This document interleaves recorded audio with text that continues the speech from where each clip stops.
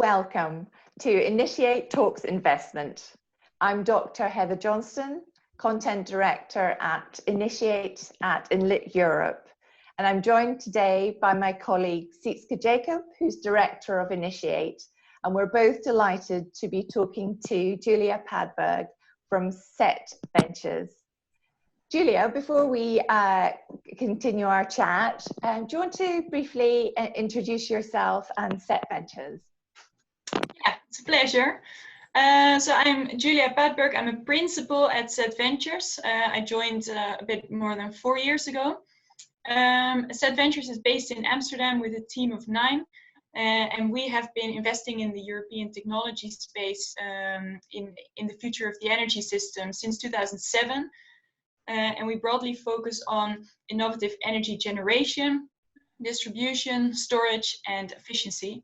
Currently, we invest out of our third fund, Set Fund 3, which is 100 million euros.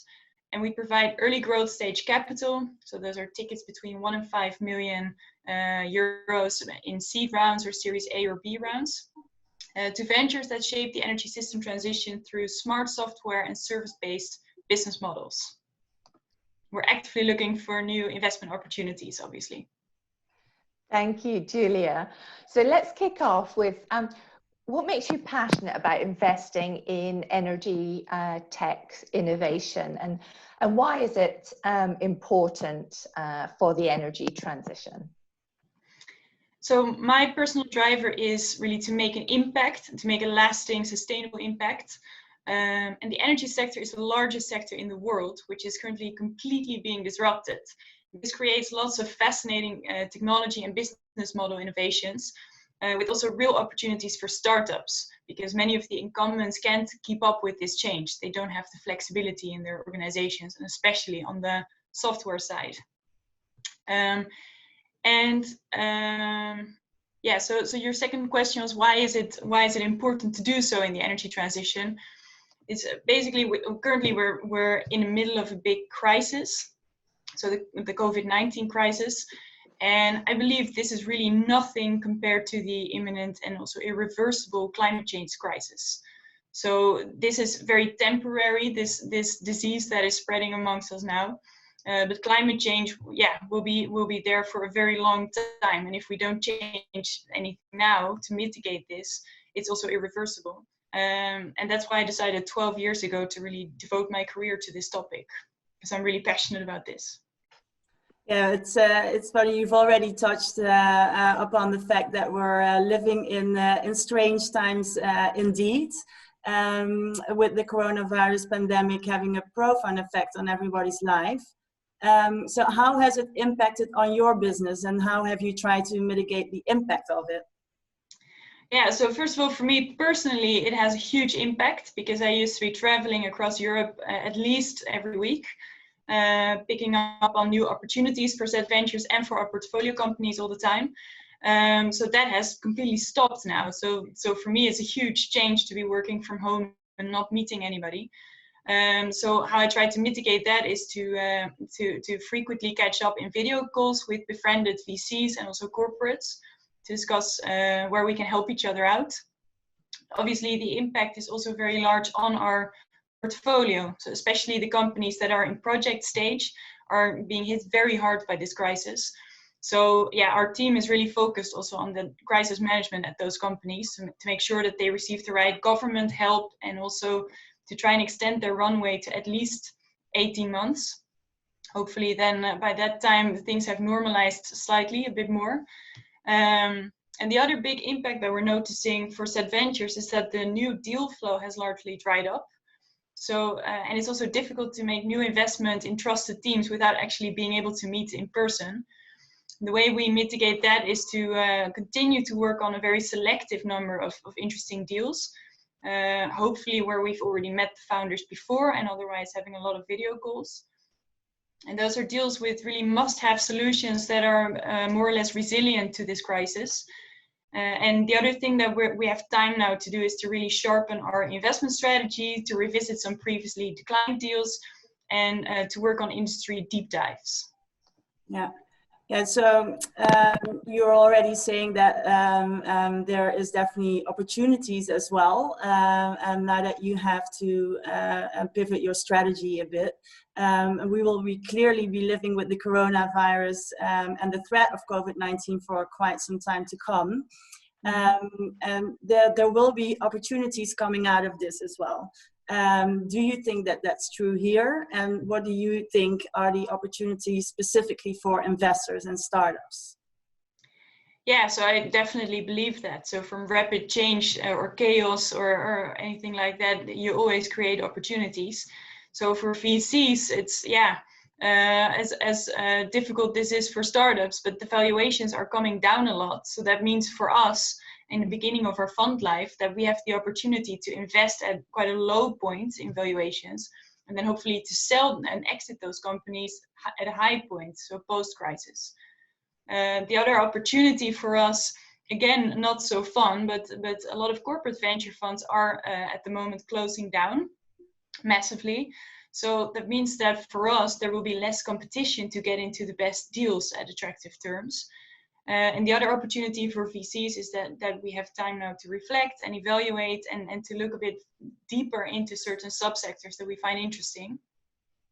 But then also for startups, we see quite some opportunities. So for example, we see that big companies like Uber and Airbnb also emerged out of a crisis. Often you see that small startups are a lot more lean and flexible and creative to jump into these kind of opportunities. And in each crisis, also this one, there are some winning trends that we believe are sustainable also after the crisis, including video conferencing, parcel delivery, solutions for energy independence, and also solutions for further digitization. So companies that happen to be operating in any of these sectors have a clear advantage. And the other thing that it could be an opportunity for them is that people, corporates, investors, everyone has more time now. So that means that startups can massively grow their pipeline in this time. Yeah. Wonderful. Julia, we recently published a report called Investing in Early Stage Renewable Energy Startups. And in that report, we looked at the differences in the investment decision-making process between VCs, business angels, and strategic investors. As a representative of one of those investor types, I know you've had a chance to look at the report now. What were the findings that struck you the most? Yeah, so it's a very interesting and insightful report. So obviously, for me, it was already known that different types of investors have different, there are big differences in terms of risk perception and things that they find important to look at.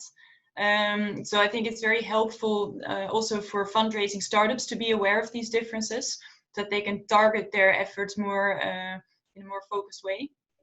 I believe a lot of these differences are actually due to investment stage. So typically angel investors, business angels invest in a very early stage, then financial VCs, then corporate VCs, and then like corporates is really strategically investing from their balance sheet. So if VCs actually invest in earlier stage companies, in seed stage companies, then also the risk perception of VCs is much more focused on the trust that they put in the entrepreneur. So it's a bit more fluid, I think, than how black and white it was put in the report. And then something else that was more of a detail, but I was highly surprised to see that VCs don't worry about exit risk, because at least for us, that is the first thing we think about. So who will buy this company, when and why, and for how much?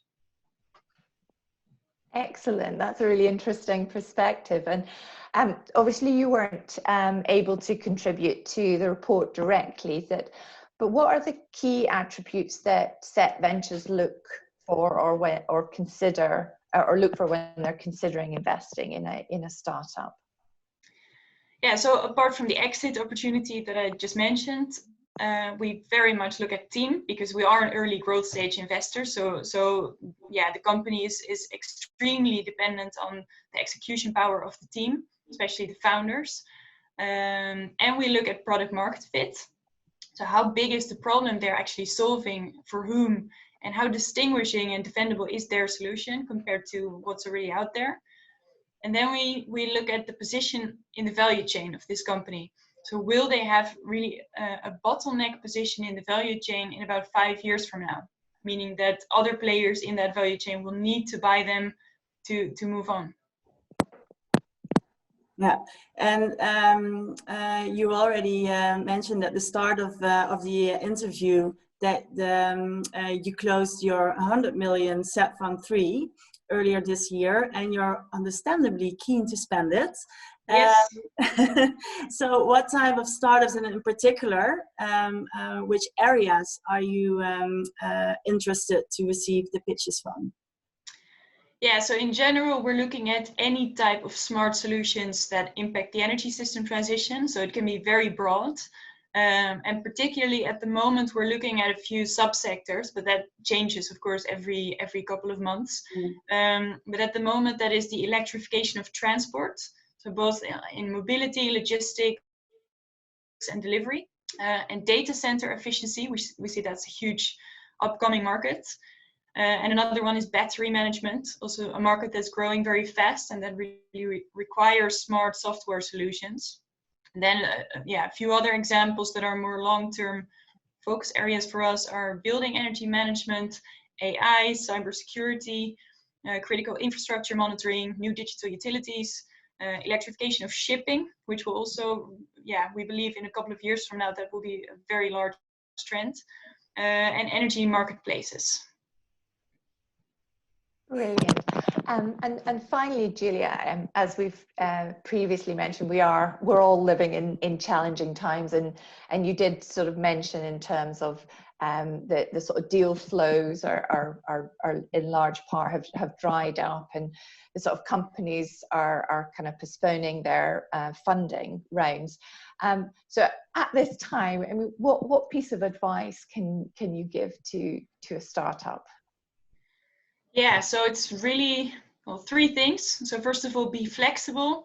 Second is eat, sleep, and breathe cash. That's the most important thing for now. And the third one is seize opportunities. So I'll explain all three of them. So be flexible means that this is, with every economic crisis, you have to realize that capital markets will dry up and that valuations will go down rapidly. Corporate spending budgets will be reduced. So it means as an entrepreneur, you need to adjust your expectations. The world is seriously different now, and that means that you also need to run your business differently. And we see that this is often the most difficult for the fastest growing rock star startups that were actually doing very well before the crisis, because they typically have a burn rate that was geared towards this rapid growth. So they need to really make the most also mindset and cultural changes, but also really need to cut their spending. Second one, so really cash is queen in a crisis. So forget any long-term nice to have solutions for a while, because the corporate innovation budgets are cut for at least 1 year, but probably longer. So you have to look at how you can use your technology for must-have business cases that bring or save cash to you and also to your customer. And if you can, if it's in your, if it's possible, try to avoid any dependency on external financing and try to work towards being cash flow break even if this, it's very painful, but if this means delaying your journey from project to product, I believe that it's a wise thing to do that now. And then the other one is try to look at the opportunities in this that are still there. So first of all, in the Netherlands and in some other countries, we see that the measures are becoming a bit more flexible around COVID-19. So try to schedule some face-to-face meetings in the coming 6 months with investors or customers, because we do expect that there will be another corona peak in winter. Obviously, we're not experts, but this is what we read in the newspapers. The other one is, use this time to build your online marketing presence, to have a lot of calls with customers and grow your pipeline. Try to leverage warm contacts. Everybody has more time now, so try to seize this opportunity. And the final opportunity is that obviously competitors are facing the same downturn. So if you can be more flexible and creative and capital efficient than they are, then you might emerge as a winner in an easier market afterwards. Brilliant. Thank you very much, Julia. Your insight has been really fascinating, and there's been some real great guidance for our startup community. So thank you again for your time. And I just wanted to say to our viewers, if anyone is interested in getting a copy of the Investing in Early Stage Renewable Energy Startups, the details will be below this. Thanks very much. Thank you. Bye.